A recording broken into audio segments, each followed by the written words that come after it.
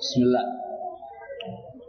Alhamdulillah, salatu wassalamu ala Rasulillah wa ala alihi wa ashabihi wa man tabi'ahum bi ihsanin ila yaumiddin, amma ba'du.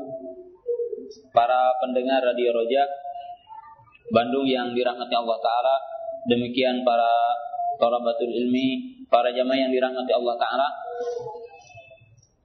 kita insyaallah akan meneruskan penjelasan di antara 10 poin di antara usul akidah Ahlus Sunnah. Kita sudah masuk kepada poin yang ketiga dan akan dipercepat poin-poin berikutnya.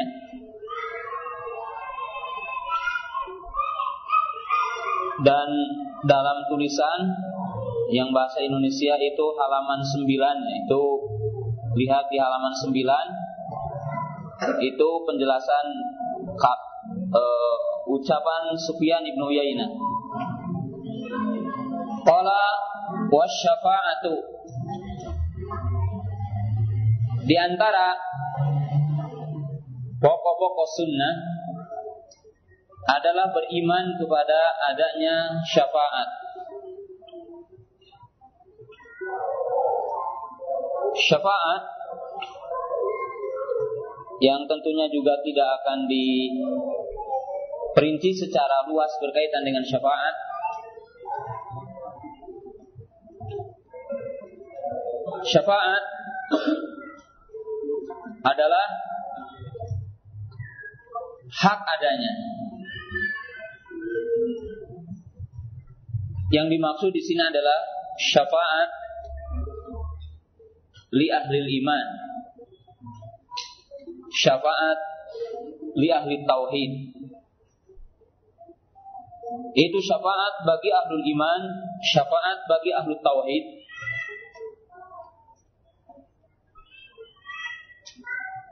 Yang itu terjadi nanti yaumul qiyamah. Adapun syafaat secara luas, para ulama telah menjelaskan ada syafaatul khassah, ada syafaatul amah. Ada syafaat yang khusus, yaitu syafaat yang diberikan kepada nabi kita saja.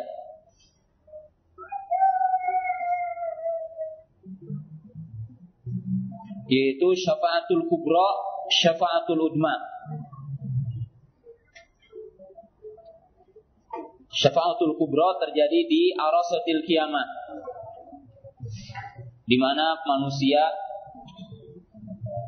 ketika berada di arasatil qiyamah datang kepada Nabi Adam agar berdoa kepada Allah dan meminta kepada Allah untuk memberi syafaat kepada mereka. Kemudian Nabi Adam menolak. Kemudian kepada Nabi Nuh menolak. Kemudian kepada Nabi Ibrahim menolak. Kemudian kepada Nabi Musa pun menolak. Kemudian kepada Nabi Isa pun menolak. Lalu Nabi kita lah yang diberikan izin oleh Allah Ta'ala pertama kali untuk memberi syafaat. Dan itulah yang dinamakan dengan syafaatul udma, syafaatul kubra. Yang itu khusus bagi Nabi kita saja, dan itu merupakan kekhususan Nabi kita, yaitu Nabi Muhammad sallallahu alaihi wasallam. Maka ini adalah syafaat yang khusus bagi Nabi sallallahu alaihi wasallam. Yang kedua adalah asy-syafa'ah li ahlil jannah an yadkhulul jannah. Yang kedua merupakan syafaat yang khusus bagi Nabi, adalah syafaat untuk penghuni surga agar dipercepat masuk surga. Sebab Nabi Shallallahu Alaihi Wasallam orang yang pertama masuk surga dan orang yang pertama membuka pintu surga.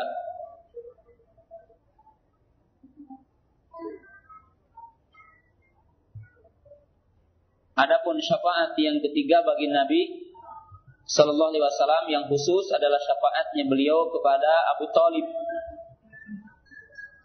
Karena tidak ada lagi syafaat hanya diberikan kepada Nabi kita. di mana Abu Thalib adalah termasuk penghuni neraka, tetapi dengan syafaat Nabi dan izin dari Allah Ta'ala khusus baginya saja menjadi orang yang paling ringan siksanya di neraka. Tetapi walaupun ringan, dikatakan bahwa Abu Thalib kepalanya atau otaknya mendidih karena dahsyatnya api neraka. Dan syafaatnya Rasulullah SAW kepada Ukasha ibnu Mihsan untuk masuk kepada salah seorang di antara 70.000 dari umat Rasul Sallallahu Alaihi Wasallam yang masuk surga dengan tanpa adab dan tanpa hisab.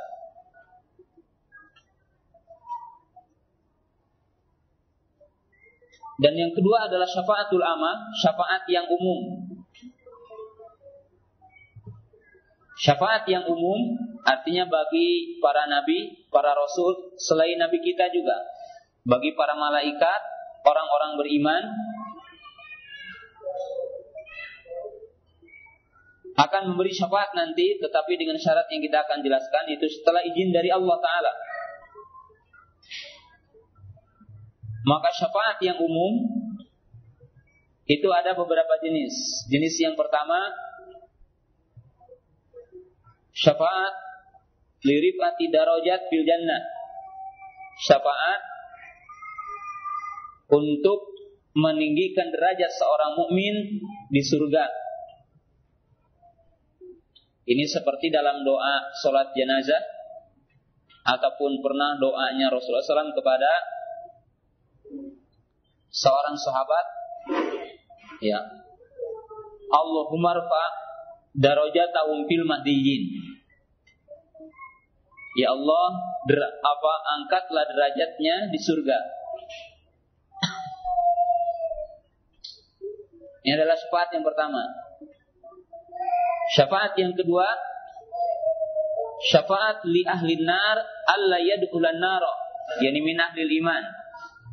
Syafaat kepada ahlul iman yang mestinya masuk neraka agar tidak masuk neraka. Jadi ada nanti orang-orang yang secara timbangan mestinya masuk neraka, lalu tidak masuk neraka dengan sebab syafaat.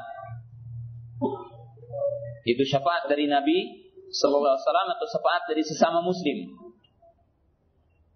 Dan yang ketiga adalah syafaat li ahli nari min ahli iman an yukhrijan nar, an yukhrija minan nar.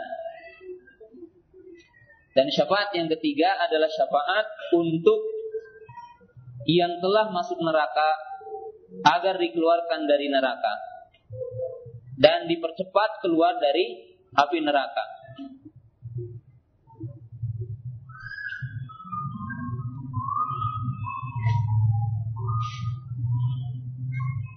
Dan syafaat itu bisa terjadi dengan syarat-syarat berikut ini. Jadi syafaat ini bermanfaat apabila berkumpul syarat-syarat sebagai berikut. Yang pertama, Islamul masyfu', an yakunal masyfu' min ahli tauhid. Yang pertama, bahwa yang diberi syafaat itu seorang muslim.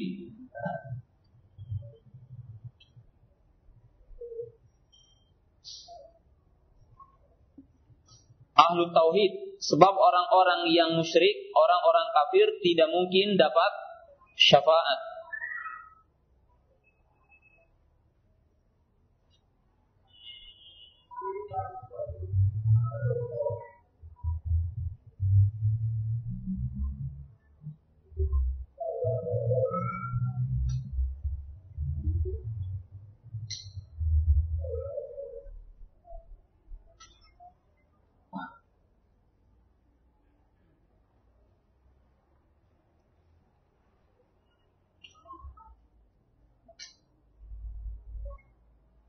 Jadi tidak akan mendapat syafaat ahlu syirki al-kufri.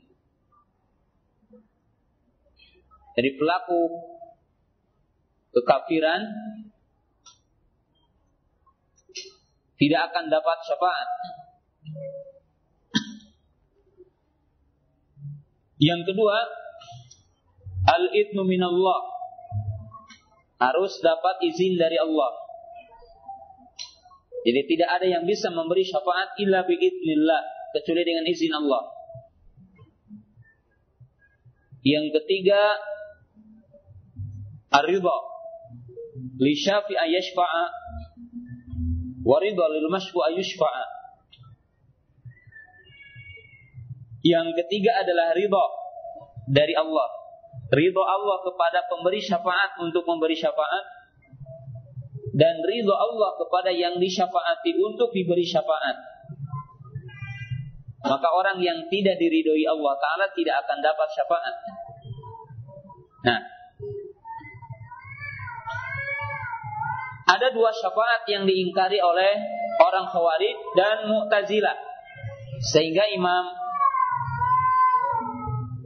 Sufyan ibn Uyainah memasukkan bab syafaat dalam usul pokok akidah yang membedakan antara ahlu sunnah dengan bukan ahlu sunnah.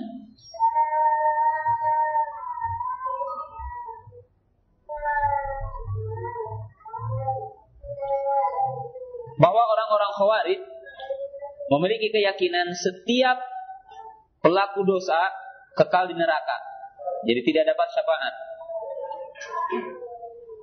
Dan orang-orang Khawarij dan Mu'tazilah mengatakan setiap yang telah masuk neraka maka mereka akan kekal di neraka.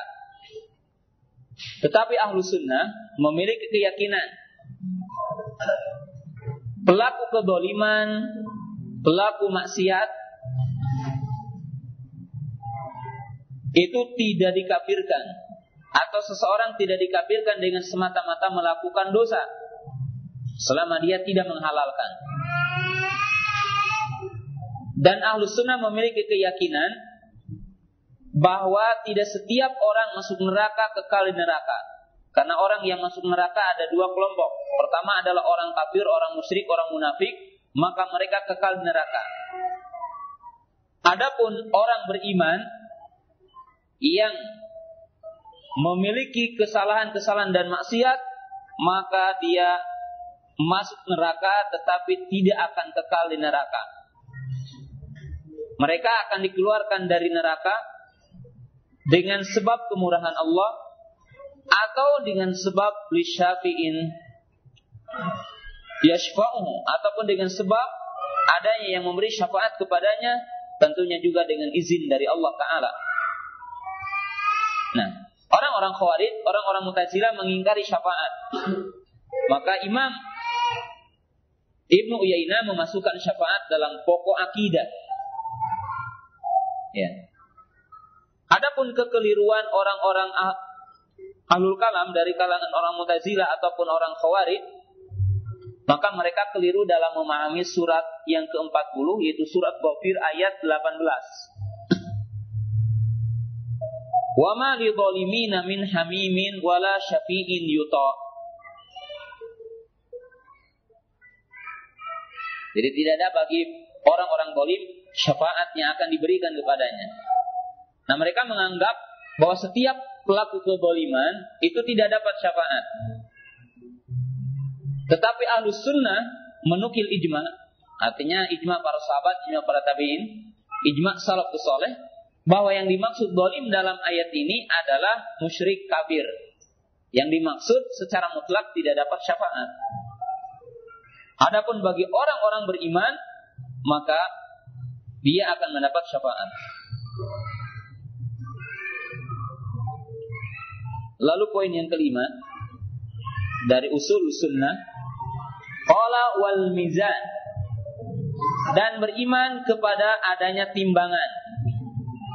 Nah, kenapa Sufyan ibn Uyainah memasukkan masalah mizan di dalam usul akidah Ahlus Sunnah? Sebab orang-orang Mu'tazilah, ahlul kalam, mereka mengatakan yang dimaksud dengan mizan itu keadilan.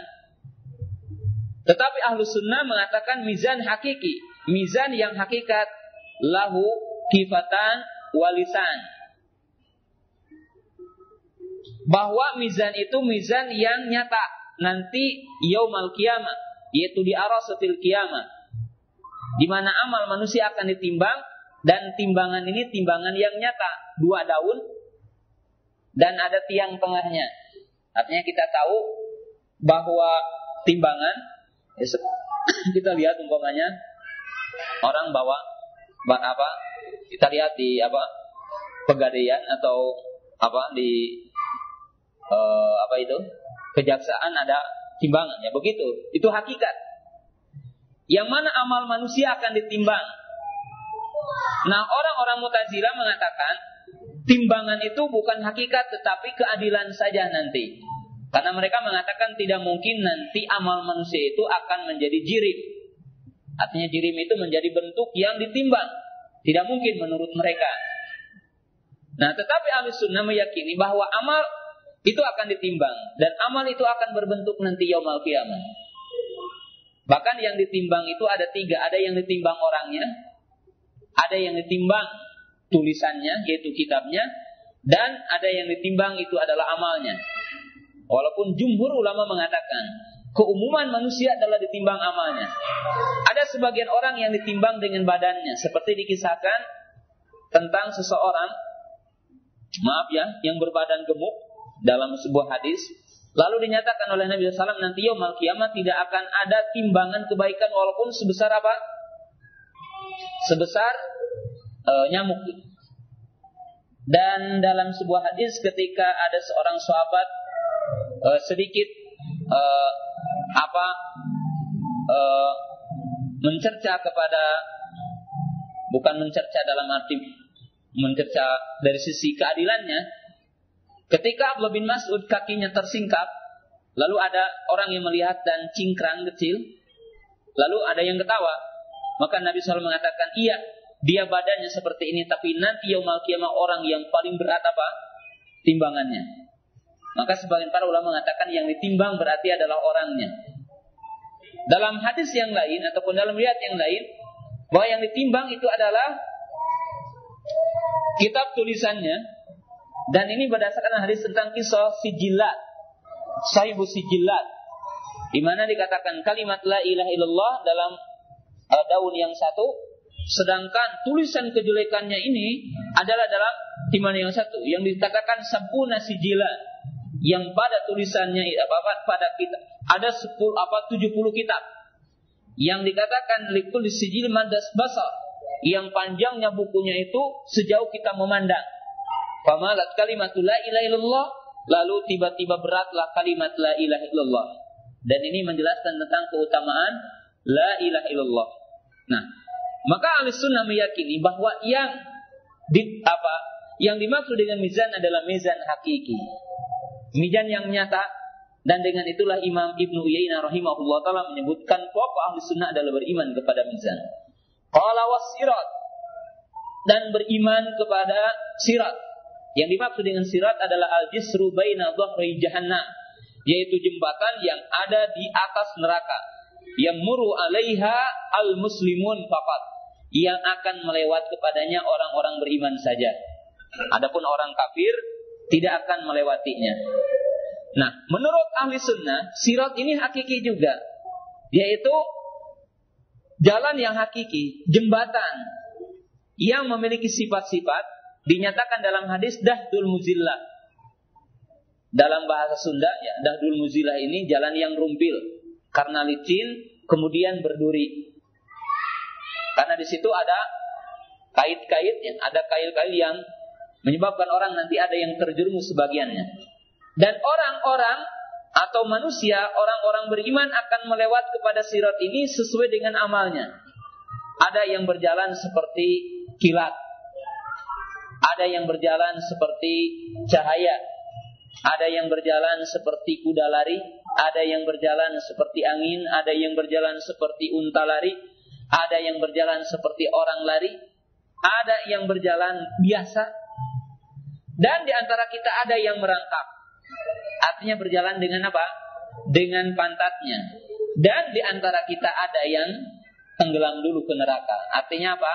Terjerumus dulu ke neraka dan jatuh dulu ke neraka sesuai dengan amal kita. Maka dalam surat Maryam Allah Ta'ala berfirman, wa in minkum illa wariduha thumma nunajjil Summa nunadil ladzina taqau wa nadharu dhalimina fiha jithiya. Tidak ada di antara kalian kecuali akan lewat. Lalu Allah Ta'ala menyelamatkan orang-orang yang bertakwa dan akan artinya menggelincirkan dan masuk kepada neraka itu orang-orang yang durhaka. Kita beriman dan ini hakiki, nyata ya. Jadi bukan sirat sebagai jalan yang maknawi yaitu jalan kebenaran, bukan. Tapi sirat yang dimaksud di sini adalah sirat hakiki. Walaupun kita tahu barang siapa yang selamat di jalan di dunia, maka dia juga akan selamat nanti di sirat di sana. Qala wal imanu qaulun wa amalun. Nah, di antara pokok-pokok sunnah mengatakan iman, ucapan dan perbuatan. Nah, ini adalah untuk menyelisihi perkataan orang-orang Murji'ah. Dan di sini ada 3 tingkatan Murji'ah. Yang pertama, Murji'ah Jahmiyah yang mengatakan iman cukup di dalam hati, tidak usah mengikrarkan, tidak usah amal. Ya, iman cukup dalam hati katanya. Maka ini sesat jelas ya. Yang kedua adalah Murji'ah Karomiyah yang mengatakan iman cukup di dalam lisan, tidak perlu meyakini, tidak perlu beramal. Jadi iman cukup dalam lisan. Atau orang-orang munafik menurut mereka adalah mukmin. Ya. Yang ketiga adalah Murji'ah Fuqaha yang mengatakan iman i'tiqadun wa qaulun. Iman itu cukup dalam hati, dalam lisan saja, tidak perlu amal. Maka seseorang tidak dikatakan sunni sehingga dia mengatakan apa? Imanun qaulun wa amalun. Kemudian apa? Yazidu bi ta'ah wa yanqusu bil maksiat. Nah, orang-orang Mu'tazilah dan orang-orang Khawarij, mereka mengatakan iman, ucapan dan perbuatan. Hanya saja mereka menyelisih Ahlus Sunnah. Mereka mengatakan iman itu satu, tidak bertambah, tidak berkurang. Siapa yang berkurang maka kafir. Jadi siapa yang berkurang maka dia kafir. Maka menurut mereka pelaku dosa seperti pelaku zina, orang mencuri, orang yang melakukan minum khamr, kafir menurut mereka. Karena menurut mereka iman tidak boleh berkurang. Tetapi menurut ahli sunnah, al-iman yazidu wa yanqusu, iman bertambah dengan taat, berkurang dengan maksiat. Qala wal Qur'anu kalamullah wa qala Imam Ahmad ghairu makhluqin. Di antara poin-poin yang masuk kepada pokok-pokok sunnah mengatakan Quran adalah kalamullah. Quran sebagai kalam Allah. Sebagaimana dijelaskan dalam surat yang ke-9, hatta yasma'a kalamullah, sehingga mereka mendengar kalam Allah. Maksudnya adalah Quran. Nah, kenapa kalimat ini dikenakan oleh Imam Sufyan ibnu Uyainah dalam bab usul sunnah, dalam bab pokok-pokok sunnah? Sebab Jahmiyah, Mu'tazilah mengatakan Al-Quran ini makhluk. Ya. Jadi Quran ini makhluk. Maka menyimpang mereka. Dan orang-orang Asy'ariyah, mereka mengatakan Al-Quran bukan kalam Allah, tetapi menunjukkan kepada kalam Allah. Dan Asy'ariyah dalam hal ini juga menyimpang. Ya. Wal Quran kalam Allah. Qala wa adabul qabri, dan beriman kepada adanya adab kubur. Keyakinan ahli sunnah adab kubur adalah ala ruh wal jasadu tabi'un lahu. Adab kubur adalah hak menurut ahli sunnah. Dan itu akan menimpa kepada ruh dan jasad akan merasakannya. Jadi mengikutinya. Kalau tidak meyakini secara dalil, kita buktikan secara akal. Artinya dalil nakli, kita dalil akli. Bahwa sesuatu yang terpisah bisa merasakan. Sesuatu yang terpisah bisa merasakan. Ya. Kalau ada orang mengatakan bagaimana ada adab kubur kok tulang-tulang belulang telah tiada. Ruh telah dipisahkan dari jasad. Kita berikan contoh. Kalau ini tidak paham, Berikan contoh mimpi. Karena mimpi adalah saudaranya tidur. Tidur adalah saudaranya mati. An-naumu akhul maut. Tidur adalah saudaranya mati. Kita berikan contoh. Ada mimpi menyenangkan, ada mimpi menakutkan. Nah, kita kasih contoh orang mimpi. Seorang yang dikatakan miskin umpamanya. Dia tidur di bawah jembatan, beralaskan tikar ataupun bahkan beralaskan koran. Dia mimpi masuk sebuah hotel yang mewah dengan perempuan yang cantik, makan makanan yang lezat, masuk sebuah hotel yang mewah bersama seorang wanita yang cantik. Dia menikmati kenikmatan. Kita tanya, kamu tadi di mana? Tapi ruh kamu tadi pokoknya ke Hotel Horizon. Ruh kamu kan di sini, jasad kamu di sini. Tapi kamu merasakan mimpi di sana. Sekarang kita balik. Ada orang yang kaya tidur di rumah yang mewah, di istananya bersama istrinya yang cantik. Lalu dia mimpi menakutkan berada di sebuah hutan dikejar harimau. Tertatih-tatih ketakutan. Kita tanya, kamu ada di mana tadi? Saya ada di sini. Nah, kalau kita bisa memahami, lihat bahwa tidur adalah saudaranya mati, maka ia merasakan kenikmatan dan juga dia merasakan rasa takut dengan mimpi tadi.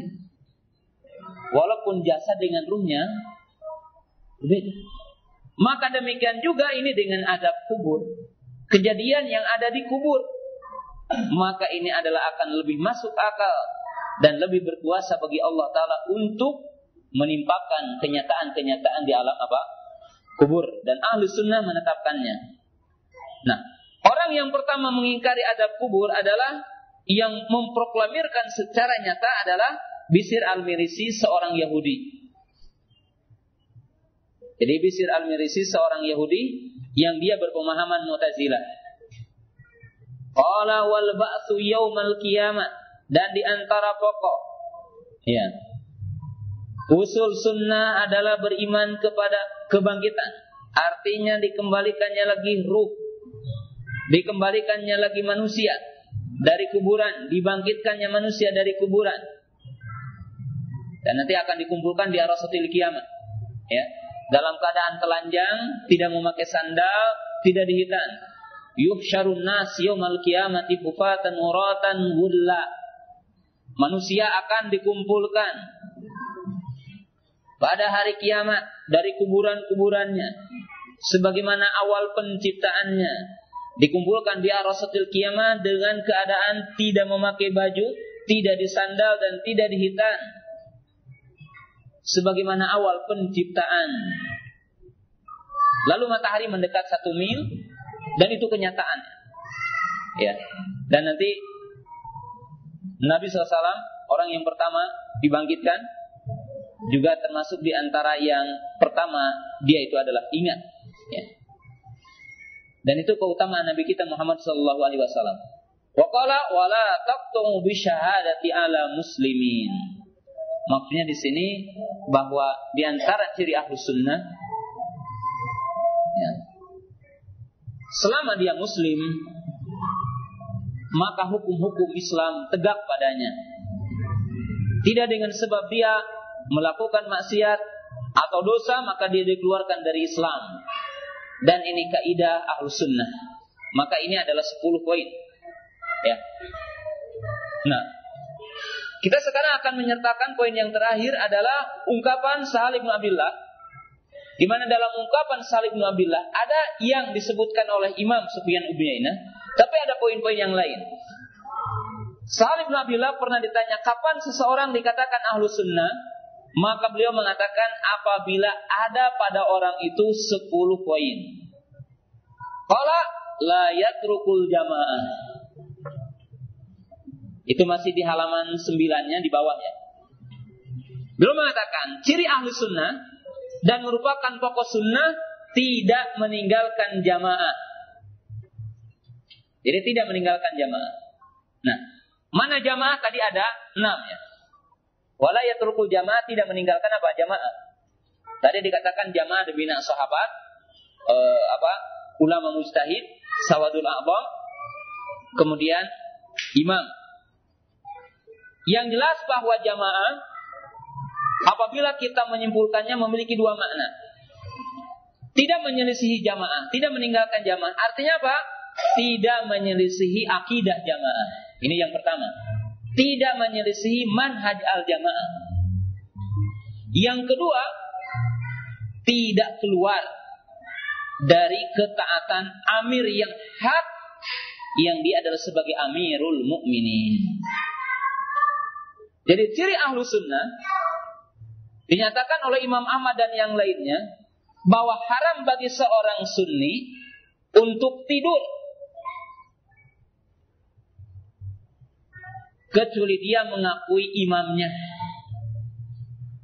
dan mengakui ia sebagai imam, dan haram baginya menyelisihinya, mengangkat senjata, memberontak, mendemonya.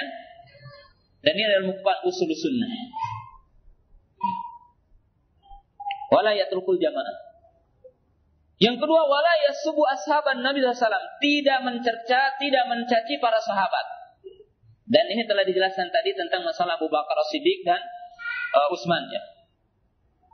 Enggak usah diulangi lagi. Di antara pokok ciri Ahlus Sunnah adalah tidak mencerca para sahabat.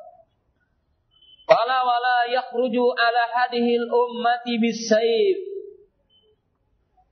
Ini juga memiliki 2 makna. Yang kedua, tidak keluar dari umat ini dengan mengangkat senjata.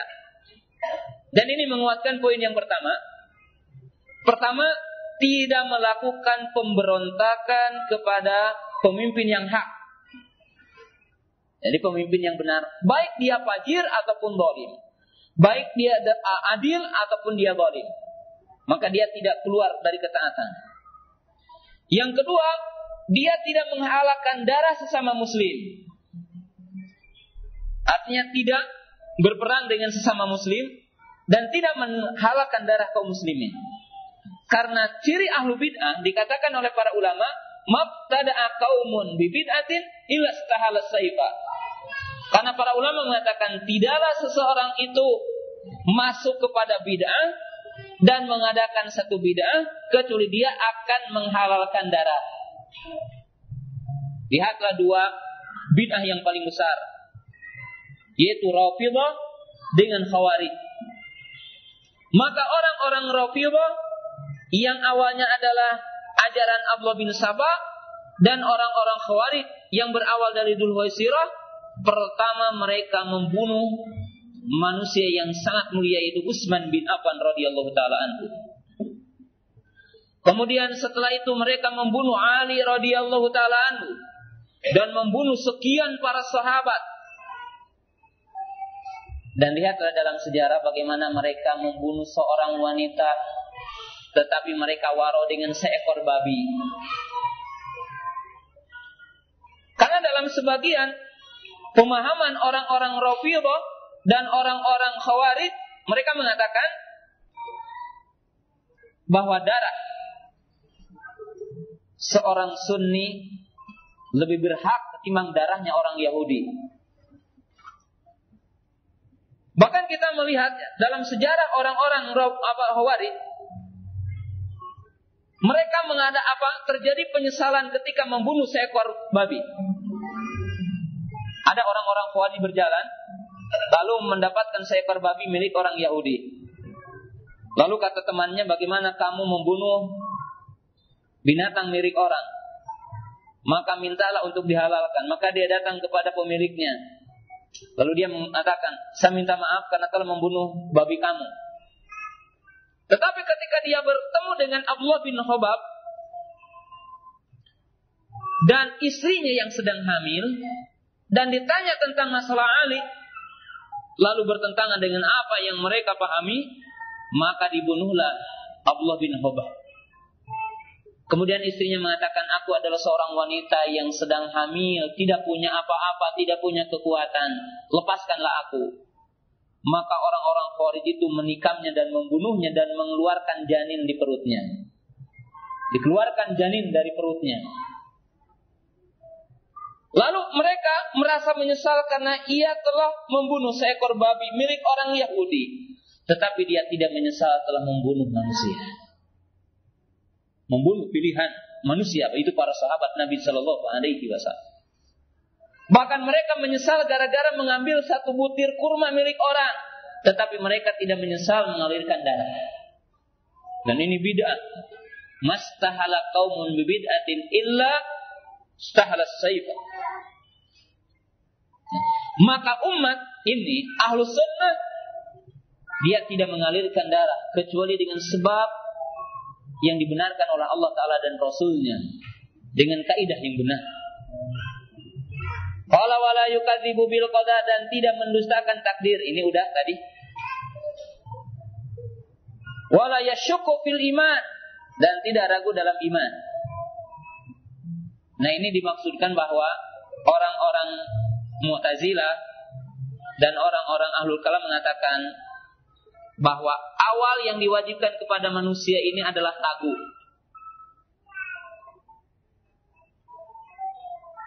Atau sebagian mereka mengatakan atafakur, berpikir. Sedangkan Ahlus Sunnah sepakat awal yang pertama diwajibkan kepada manusia adalah mengucapkan kalimat syahadat dan memahaminya dan mengamalkannya. Tetapi mereka mengatakan awalnya adalah ragu. Maka beliau memasukkan ini. Qala wala yumari fiddin, dan tidak mendebat agama. Tidak berdebat dalam agama. Maksudnya begini. Oh, ayat ini tidak masuk akal. Oh, hadis ini tidak masuk akal. Maka mesti ditakwil, maka mesti didhaifkan. Tidak. Tetapi Ahlus Sunnah apa? Al-istislamu lid-dalil. Jadi artinya apa? Tunduk dan patuh kepada dalil. Ini yang dimaksud tidak. Bukan kita tidak berdiskusi dalam agama, kemudian tidak mendebat pelaku bid'ah dengan dalil. Tapi yang dimaksud wala yumari fiddin, tidak mendebat agama. Yang dimaksud di sini tidak membantah dalil dengan ra'yu. Seperti apa yang dilakukan oleh Ahlul Kalam.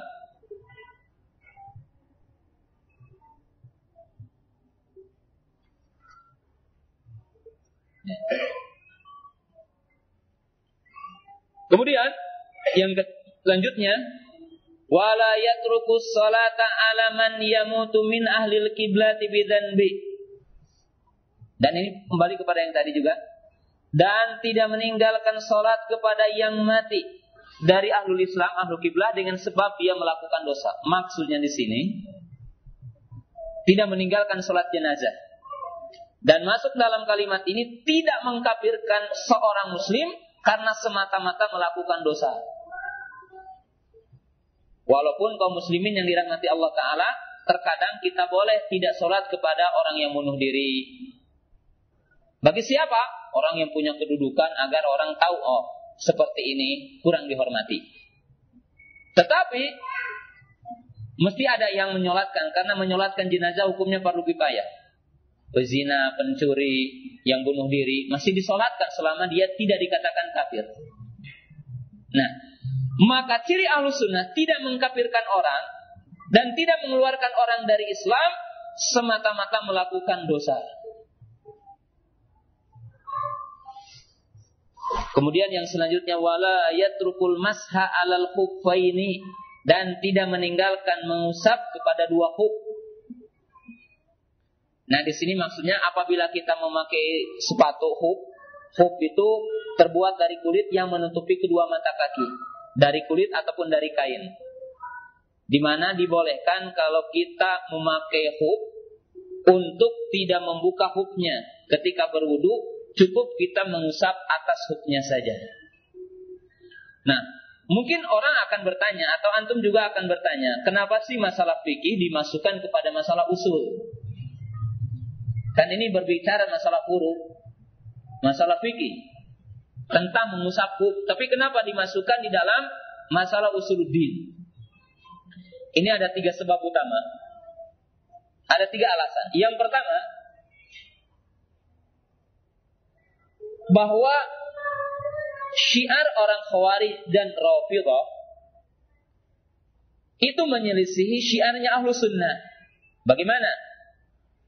Mereka ketika tidak memakai khuf, tidak memakai kaos kaki ataupun sepatu, maka mereka berwudu tidak mencuci kaki tetapi mengusap kakinya. Tetapi yang anehnya, ketika memakai khuf, mereka mengingkari disyariatkannya mengusap khuf. Dan mereka membacakan apa berdalil dengan ayat wamsahu biru'usikum wa arjulikum. Mereka membaca dengan bacaan jar wa arjulikum, maka mereka mengatakan berarti kaki sama seperti kepala diusap. Maka ini keliru, maka ini sesat. Tidak benar, sebab tidak pernah Nabi SAW mengusap kakinya saja. Tetapi Nabi SAW justru mengatakan wailul lil aqabi minan nar. Celaka bagi orang yang meninggalkan bagian dari tumitnya tidak tersentuh air, menyebabkan kakinya diadab di neraka. Menunjukkan kaki harus dicuci, bukan diusap. Ini sebab yang pertama. Sebab yang kedua, bahwa hadis yang berkaitan dengan mengusap khuf, hadisnya adalah mutawatir. Jadi datang dengan sanad yang banyak, rawi yang banyak, yang tidak ada perbedaan para ulama tentang disyariatkannya. Maka mereka termasuk menyelisihi ijma. Dan para ulama mengatakan hadis yang paling absah, hadis yang paling kuat di dalam masalah mengusap khuf adalah hadis Jarir. Kenapa? Sebab menurut mereka hadis-hadis mengusap khuf dimansuh dengan surat Al-Maidah ayat 6. Maka Jarir ibn Abdillah masuk Islam setahun sebelum wafatnya Nabi SAW. Sedangkan turunnya Al-Maidah pada tahun keberapa? Pada tahun ke-5 Hijrah. Maka kata para ulama, nikmatul hadis, hadisul Jarir. Senikmat-nikmat hadis tentang mengusap khuf adalah hadis Jarir. Karena Jarir bin Abdillah masuk Islam setelah ketika wafat, mendekati wafatnya Rasulullah SAW setahun, dan setelah turunnya surat Al-Maidah. Ini yang kedua. Yang ketiga,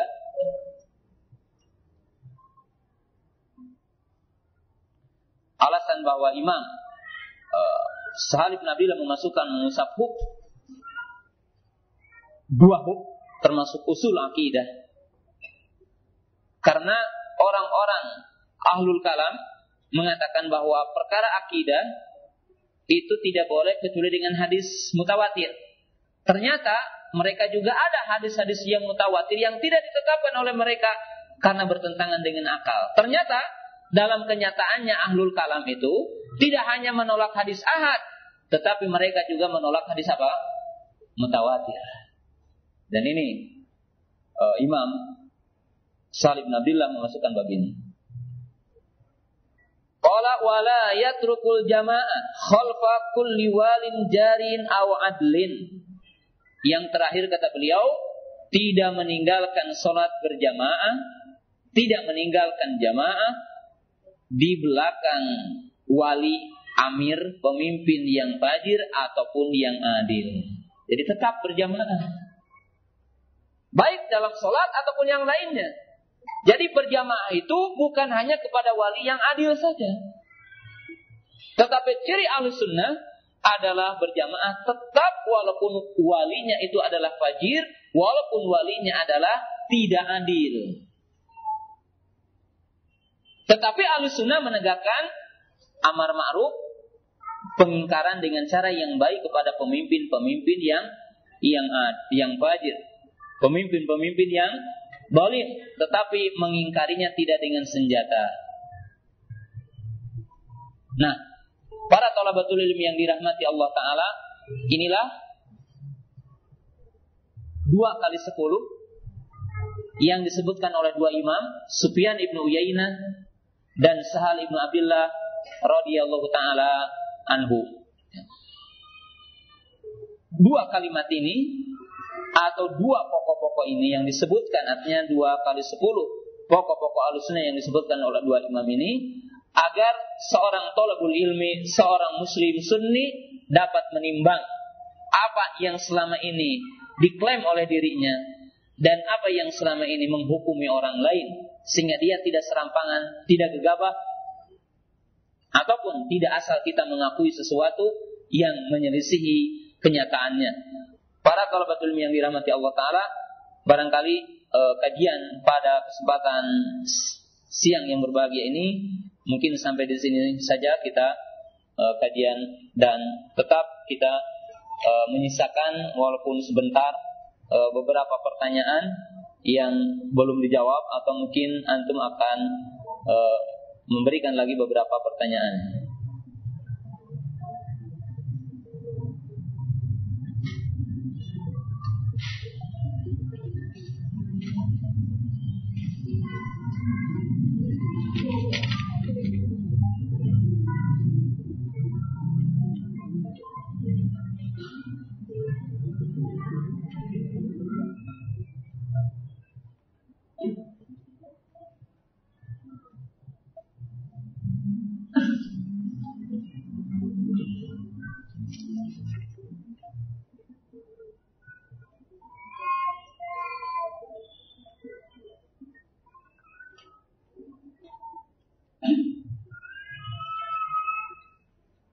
Ini sudah sering dipertanyakan, tapi nggak apa-apa.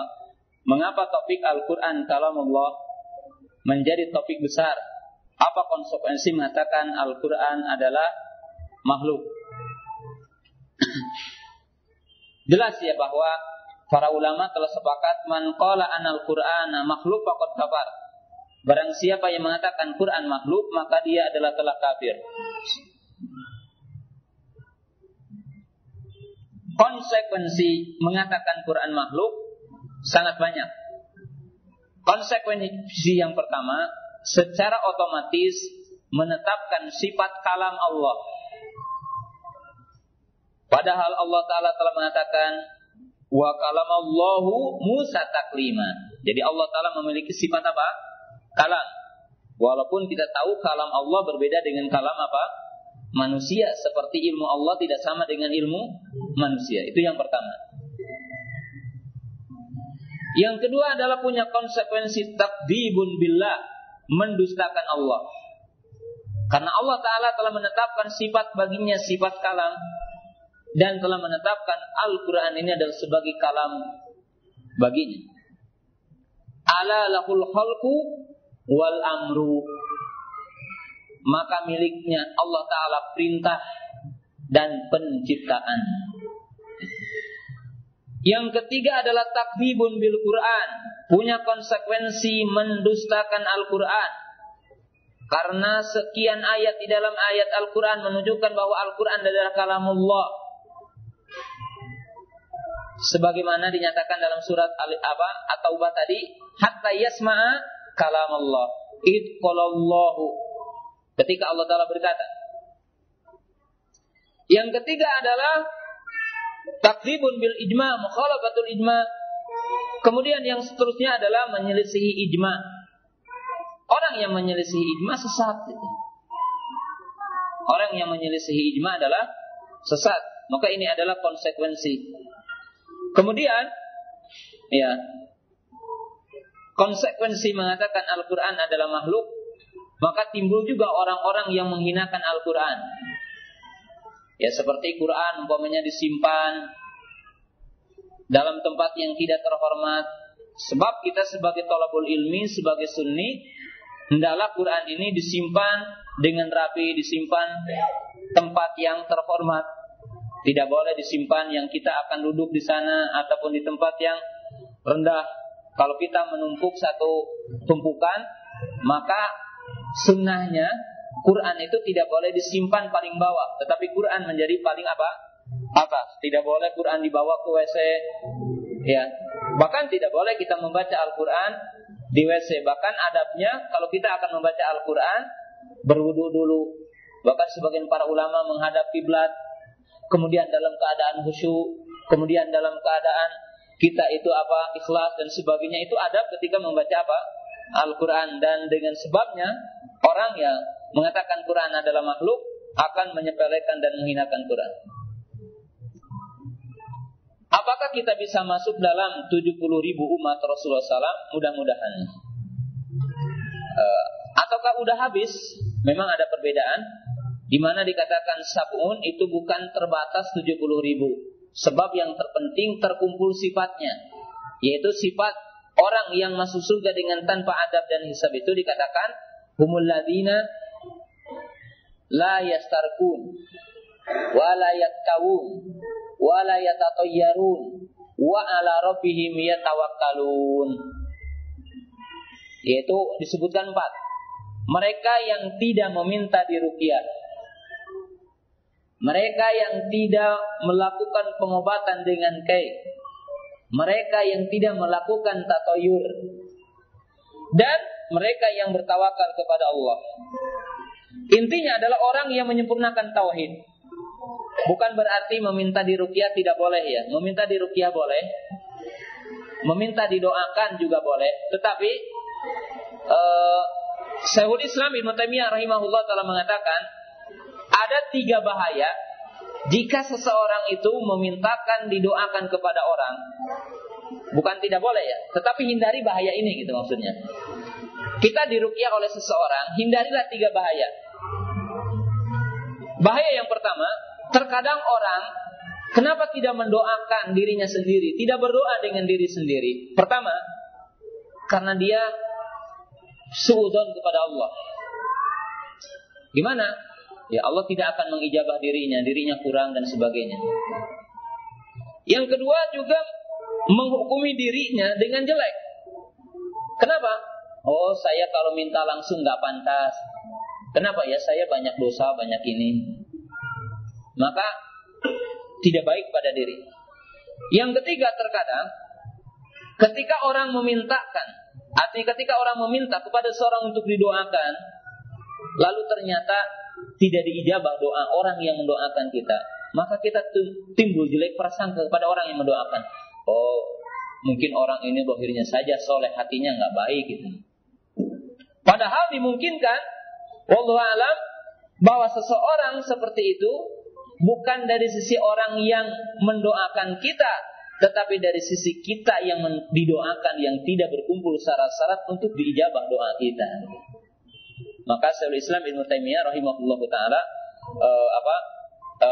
mengatakan ya 3 hal yang perlu dihindari ketika orang meminta didoakan.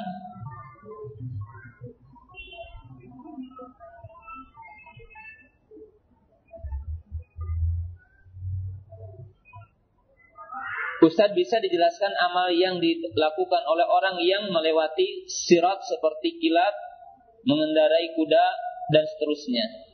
Ya, dalam hadis itu tidak diperinci dari sisi amalnya, tetapi hadis itu menunjukkan tergantung jumlah amal, keikhlasan amal kita dan sebagainya, dan juga ditinjau dari sisi dosa yang kita perbuat.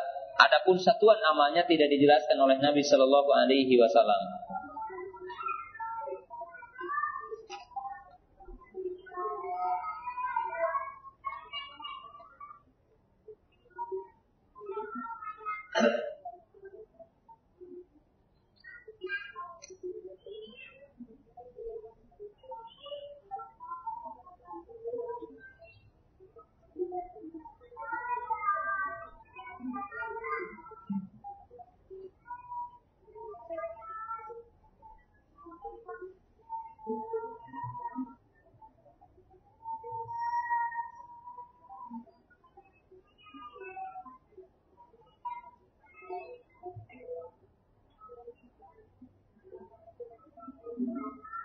Ada pertanyaan, suami saya punya motivasi untuk menjadi seorang yang kaya seperti Abdurrahman bin Auf, dermawan.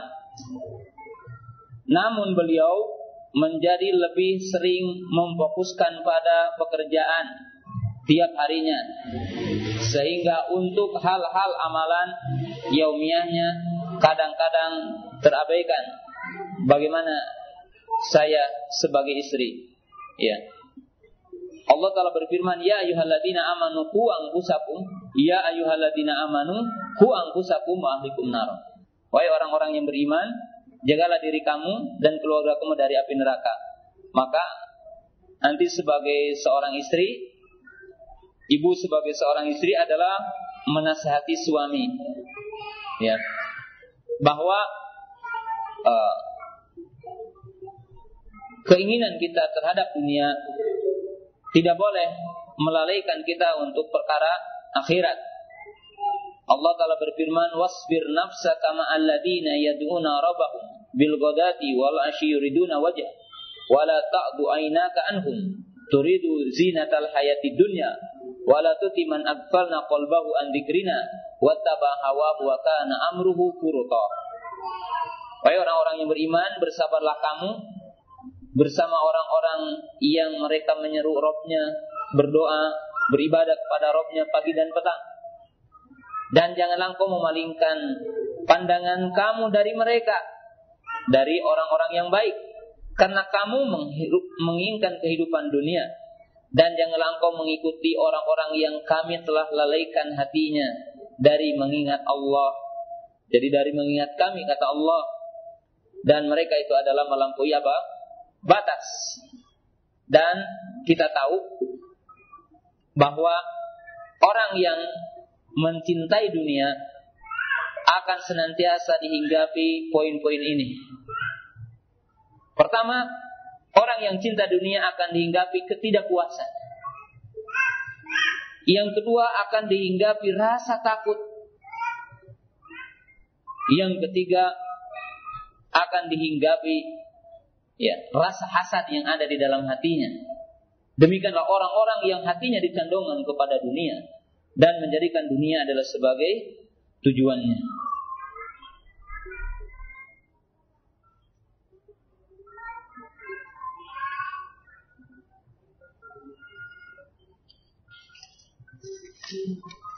Soal yang terakhir insyaallah.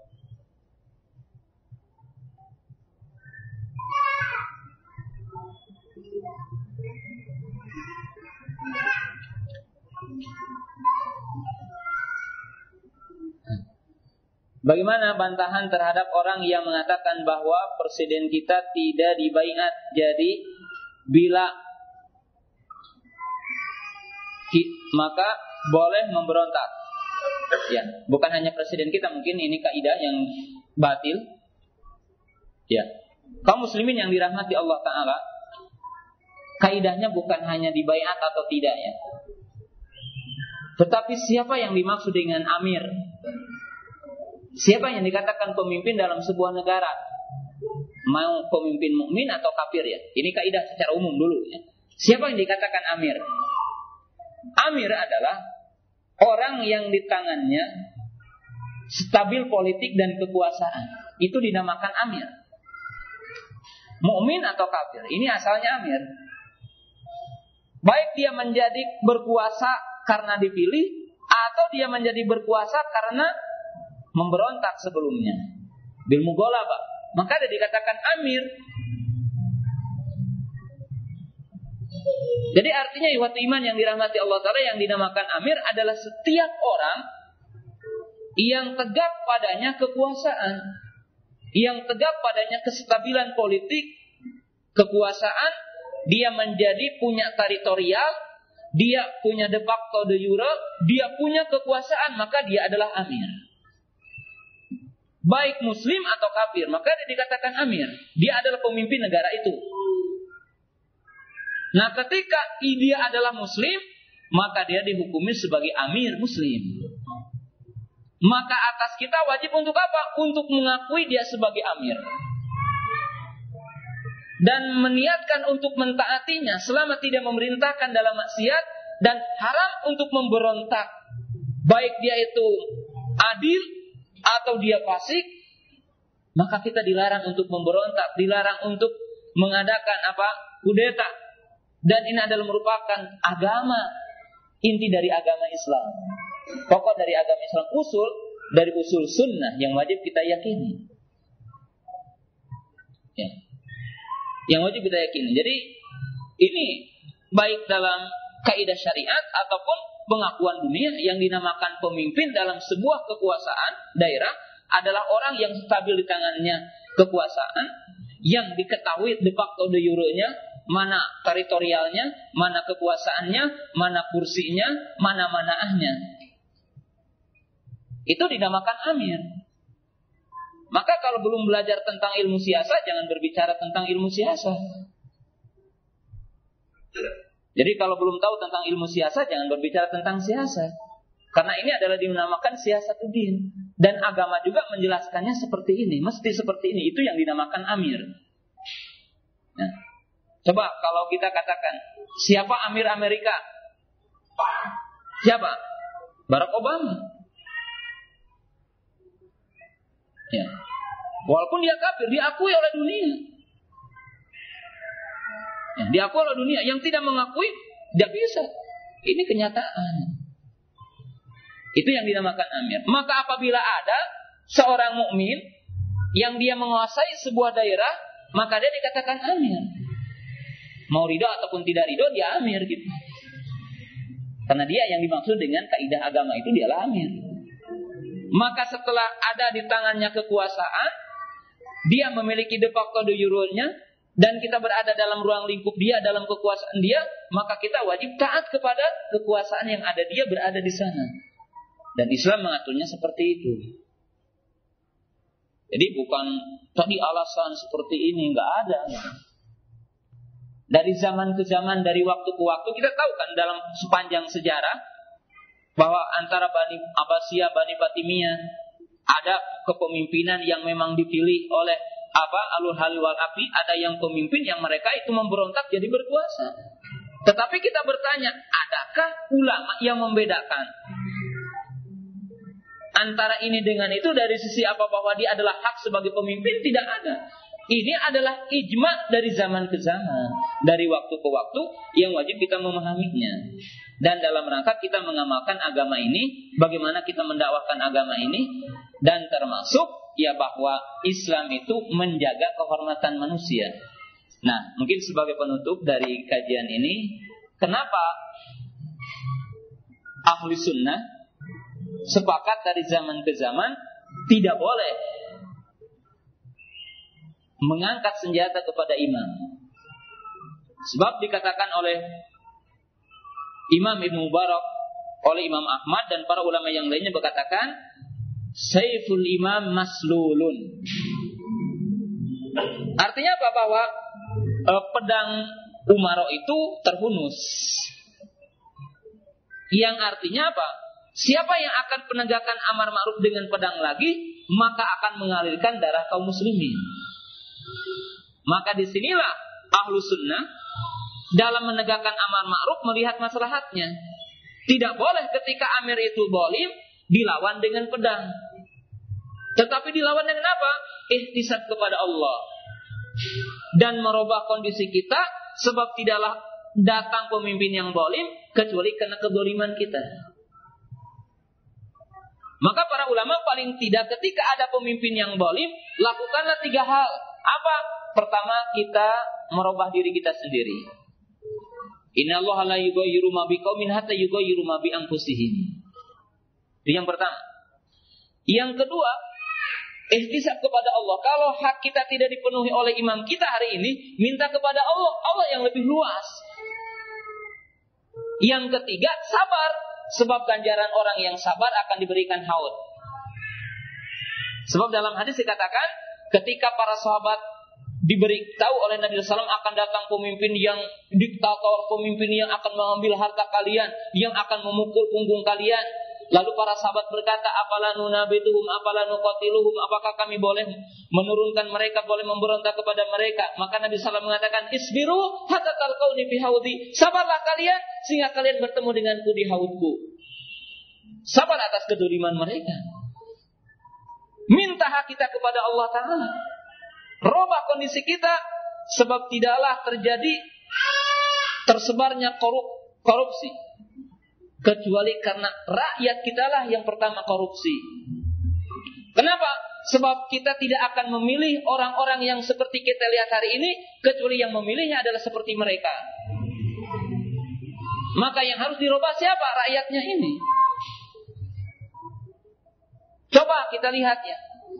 Ada yang sampai bupati ketika disuruh untuk ceramah mengatakan karena tidak tahu, karena memang bukan tidak pantas, sesungguhnya mengatakan karena dia dikasih tag, bacanya apa? Bapak dua, ibu dua, maksudnya mengatakan bapak-bapak, ibu-ibu. Tapi karena apa? Karena memang akibat apa? Yang memilihnya juga orang bodoh. Jadi apa?